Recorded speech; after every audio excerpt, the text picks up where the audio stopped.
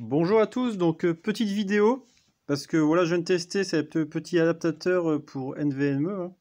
Donc la petite histoire, c'est que j'ai dû faire... Attends, il y a le focus qui se fait pas, avec mon téléphone, je vais le poser là. Donc petite récup de données pour un client.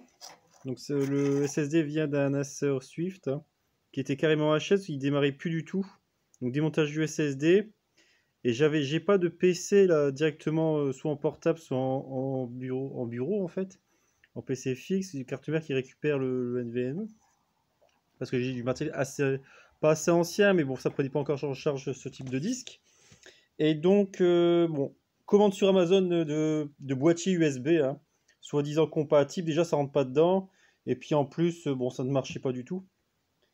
Donc là, pour le client, ce que j'ai fait, c'est que en fait, j'ai commandé cette petite plaque sur Amazon, hein. C'est du chinois, mais bon, j'ai commandé Amazon, ça va assez vite pour la réception.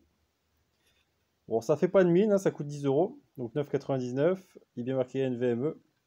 Donc c'est pas compatible tout SSD, c'est bien sûr pour les NVMe. Hein.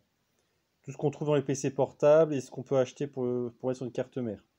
Donc là, ça se met juste sur le port PC de sa tour, donc on voyait le grand port. Alors j'ai été assez étonné par rapport au manque d'équerre ici. Je pensais qu'il y aurait une petite équerre pour justement le tenir. Et en fait, ça tient comme assez bien. Après, il ne faut pas l'accrocher. Hein. Toujours pareil. Donc, hop, je l'installe. Je vais essayer de faire ça d'une main. Voilà. Donc là, je l'ai installé. Vous pouvez voir qu'il tient correctement. Hein. Bon, après, faut pas appuyer dessus. Hein. Mais bon, j'aurais pensé qu'une petite équerre aurait fait plus joli hein, pour la tenue. Mais bon, ça tient bien. Bon, après, j'ai vissé mon NVMe dessus. Sinon, si on ne le visse pas, il fait ressort. Voilà. Et donc là, la première chose que j'ai faite, c'est que j'ai démarré sur mon SSD, là où j'ai ma Ubuntu, hein, sur mon PC fixe, qui est le clone de mon PC portable avec un hostname différent. Et ce que j'ai fait, c'est que j'ai d'abord vérifié que ça fonctionnait, donc ça fonctionne nickel. Le périphérique est bien reconnu. Mais alors, ce que j'ai fait également, parce que moi j'aime bien tester les choses, je me suis dit peut-être que ça booterait depuis la carte mère. Et parce que bon, après j'ai beaucoup de gens sur Amazon qui me disaient ouais, j'ai testé de booter, ça marche pas, nanana. Moi je dis allez, on y va, on va booter. Donc là MSI c'est ma carte mère. Donc je mettrai en commentaire la référence de cette carte mère si ça peut aider certaines personnes. Donc là je vais démarrer tout simplement sur le SSD Intel que je viens d'installer. Donc là il y a deux autres SSD, donc le Galax qui a Windows 10 et celui-là avec ma Ubuntu que j'avais avant. Et là, c'est le nouveau. Donc, ce que j'ai fait, c'est que j'ai cloné celui-ci sur celui-là. Juste un clone. Donc là, on y va. Tac, je boot.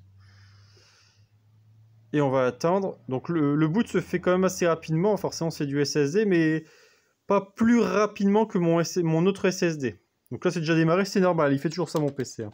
Ça, c'est la... Comment dire? C'est le temps normal. Il n'y a pas de souci. Voilà, donc là, le bureau est allumé. Allez, un petit coup de système analyse juste pour voir le temps de boot. Donc j'essaie de focuser correctement. Attendez, on va faire ça. Tac. Voilà, on est à 3 secondes. Donc le kernel 1.835 et l'autre, le user space 1.182. Sur mon autre SSD, j'ai à peu près la même chose. Donc c'est pas de ouf hein, non plus, on va pas dire, voilà, je pensais avoir peut-être un kernel à 800 millisecondes, des choses comme ça, mais même pas. Bon, le but n'étant pas là. Le but, c'était juste de vous montrer tout ça. Donc là, je vais bien vous montrer qu'on est bien sur le NVMe dans le système de fichiers. Voilà, le périphérique et on est bien avec la racine. Voilà. Donc ça, c'est la petite courbe de mon PC. Donc on voit bien le disque de 256. Mon processeur, donc c'est un A8 avec une petite Radeon, toujours sur l'Icorix. Hein. Voilà, voilà. Donc c'est pour la petite histoire. Donc au niveau de la carte, on va voir tout de suite ça, le modèle de la carte mère. Avec un petit INXI-F pour voir le rapport complet. Et ici, normalement, on aura le nom de la carte mère qui est ici. Donc, c'est une A320 Pro VB+. Donc, MS7B38. Voilà. Alors, j'ai pas mis à jour mon BIOS. Il n'a pas été mis à jour depuis que je l'ai. J'ai jamais mis à jour mon BIOS, en fait. C'est pas quelque chose que je fais souvent, en fait. J'utilise si ça fonctionne, je laisse comme ça, comme on dit, pas non plus chercher midi à 14h. Après, c'est une tour qui me sert souvent de dépannage. C'est pour ça que voilà. Le câble management de cette tour est dégueulasse. Ça, bon, ça c'est mon petit chariot de dépannage fait par papa. Hein. Voilà. Mon père qui m'a bricolé ça. Hop. Avec tout ce qu'il faut, l'alimentation électrique, des prises donc à l'avant et à l'arrière. Bon, après, j'ai mon second point d'accès Wi-Fi pour les caméras. Enfin, il y a un peu de tout sur ce... Et en plus, c'est sur roulette, donc je peux le déplacer comme je veux. Et donc voilà, donc le câblagement est des glaces comme je vous avais dit. Mais comme ça, il y a quand même de la place pour monter les choses. Je peux tester les cartes graphiques. Et là, on voit bien les CSD non fixés, sinon c'est pas marrant. Le petit non-tuning de récup. Voilà, c'est une tour qui sert à peu près à tout. Je me sers aussi pour brancher des disques durs et tout ça.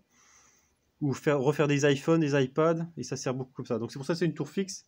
Je vais pas mettre une tiny ou des choses comme ça parce que c'est trop petit. On n'a pas de port, tout ça. Donc voilà. Petite vidéo, c'est juste pour ça. Et donc si ça intéresse certains, s'ils veulent commander la même chose, ça peut leur rendre service. À bientôt, merci.